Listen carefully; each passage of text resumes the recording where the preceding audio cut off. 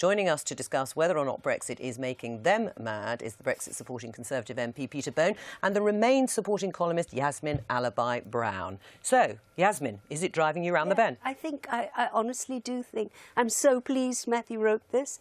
Because you would have done otherwise. No, I am behaving, feeling kind of on the edge of madness, of mental illness with this. What do you think? Do you feel the same as Yasmin?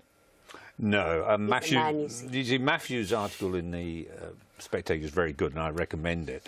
And certainly, I know who to ring up at 3:30 in the morning when I'm lying awake worrying about how we get out of because he's going to be awake worrying the other side. And I mean, everyone has on their phone a little app to say how many days and time it is. We're 322 days, 11 hours, 18 minutes, and 10 seconds. Is that your screensaver? Yeah. So that isn't mad, is it? Well, I'm beginning to wonder now. Yasmin, tell us a little bit more how this madness is manifesting itself for you in terms of Brexit. I can't go anywhere anymore, including with distant relatives, and not have a fight. I was at a wedding party last week, a wonderful wedding party, and it isn't even left or right. And there were people from Momentum at this wedding party talking about why they were Brexiters. I had a big fight with them. And I had to go out and, like cigarette smokers, just get deep breath. And I thought, what are you doing? What are you doing? This is a wedding party. Yes, what are you doing? You're ruining the wedding party, Yasmin. I can't talk to relatives. I even had a fight with somebody on the bus. Normal citizens talking about why they wanted out because they didn't want foreigners here. I got up and had a fight. So I think I'm there with Matthew. Right. Is it to do with this particular issue more than any other? Yeah. Nothing's ever done this to me before. Is there a reason that you appear, certainly outwardly, to be a little more calm because you've been campaigning for this for such a long time? Yasmin's come to it, obviously, relatively late because you didn't think it would ever become an issue and would ever happen, and it has. Well, it's certainly right that it's not left and right, because when we were campaigning, we had communists on one side and ultra right on the other, and we were all working together. And it split my family. My youngest son is completely opposed to what I say, but I have been doing it for a long time. And I think the difference is we had the debate. It was a fantastic democratic experience, and the Leave side won, and people on the Remain side. They're not bad losers, but they've lost and can't get over it. It's to do with losing, isn't it, Yasmin? Matthew's right, that Brexiters are actually, they won, but a lot of them are still furious. They're still furious. They won. Yeah, and that is true, isn't it? You have won. You won that referendum. Your side were successful. And yet we have the sort of rhetoric and language from some Brexiteers that also might indicate that they are sort of going round the bend. I mean, betrayal, traitors in ermine, all of this sort of language. What does that say? Traitors in ermine are nonsense. I mean, the House of Lords is doing what it should do, and we'll reverse those. But in the context of what we're talking... I think what we could agree on, that we've got to stop banging on about it. We've just got to get it over and done with. The message that we can unite on to the Prime Minister is stop messing around, come out, get on with it, make the decision. It's now, as I said, it's a kind of extraordinary internal disturbance, as Matthew Paris points out, a destabilised mental condition. Right, so what's the cure, Yasmin? I don't know, there must be already counsellors. Brexit counsellors. Mental illness. Right, I mean, how's the government doing with its healing process, bringing the two sides together, having listened to you two and Matthew Paris? I have to say, in fairness to the government, they've managed to unite the Tory benches like they've never been united on Europe. Now, that's not to say we're completely united, but before we were genuinely sort of divided all over the place. Now, the vast majority, whether they were Leavers or Remainers, just want the government to get on and do this, get it passed, and move on to the next stage of government. And that's quite remarkable. That is an achievement Theresa May none of her predecessors managed to do. Right, although if you talk to Anna Soubry or Nicky No, now you picked the one and two. I said there were one or two.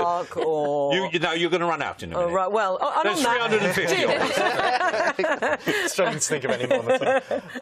I think Peter has. I think an issue here is certainly that Peter has been campaigning on this for so long that he has already dealt with the sort of obsession, whereas a lot of Remain supporters who never really consider that the referendum would be lost are sort of having, you know, a sort of post-traumatic stress issue where they're only now dealing with the obsession that they've only discovered after the vote. You're absolutely right. This is like my divorce many, many years ago, because he had planned his exit and I was going off with somebody. This is like a counselling session. Nothing. And I was wounded, and I feel just as wounded now. Well, maybe it's reopened those wounds. That's the problem. I mean, do you think Jim is implying that actually many Brexiteers were already mad when it came to I think he was. Maybe a little bit. Well, I think what's driving people mad is the same conversation over and over again. These conversations about the single market and customs union, it's boring, we're leaving. The exciting conversations, the exciting stuff is about what kind of country we build when we leave, what kind of infrastructure we put in place to take charge of these opportunities, what kind of immigration system we have. These are all the important conversations to be had. And has that worked with ultra-Remainers, that conversation? I can't even be there. You can't even be there. Go there. Oh, please, because this is going to be such a huge opportunity. I mean by the mental block. All I want is for it not to happen. Will it be easier when it has happened, when it's definitely happened? I'll just cry. I cried when the marriage broke up for about 3 years. I cried. All the exciting things you're talking about is what we should be talking about, and we're planning for the future. And we're still wallowing in all the old arguments. But you've just heard Yasmin say that that's going to make her probably cry in the way she did over divorce. Well, maybe not for 3 years. Well, I don't know. Or maybe for longer. I mean, you're sitting there in the knowledge that you've won and it's going to happen, and so it's easy for you to say. Well, I get frustrated about banging on about the same old things. I want to move on and talk about an immigration system that is fair to the whole of the world, not just for, and all those sort of, they're the things we should be debating in Parliament. I'm not arguing on whether we're going to have a customs partnership or... The problem is, as Matthew Parris said, the sensible ones, of which I'm one and he's one, can see you're taking us over the cliff. So we're both frightened and already grieving for what might have been had you not won. It's very complicated. So you being so calm is not helping my... Yeah, I'm grieving. I feel terrible. Do you have some sympathy for Yasmin? Come on. I have sympathy for people who in that position because, and there are some, and I do think counselling would be a good idea. Maybe leaving the country would help as well. Is that the new immigration policy? I was going to say, so you're rid of Remain. Has this helped? Has this session helped, by the way? My blood pressure up even more. It's the, you know, the calm male voice telling me, now don't go mad. I've got some good news. I'm introducing a private members' bill which will make a bank holiday for you to relax on. It's going to be the 23rd of June every year, and it's going to be called Independence Day. You just revealed something quite important. You've told me I can leave the country. This is at the heart of my anxiety, that actually a lot of Brexit was about the other and not wanting to accept the other. I'm not leaving. You should think about what you said. No, the whole... Is that what you meant? No, of course not. The whole thing about the immigration policy, and the one thing that really annoys me, is we discriminate against people from India and Pakistan who should be allowed to compete to come here, if you like, that's the word, or the right word, on the same basis of everyone. And that we should be... And that's supported by left and right. That's the things we should be debating, not arguing about things that were already decided in the referendum. Right, well, I don't know who's... It's not over. I really don't want you to leave. It's not over. What, you're going to fight? Over. You're going to keep fighting because you think it won't happen?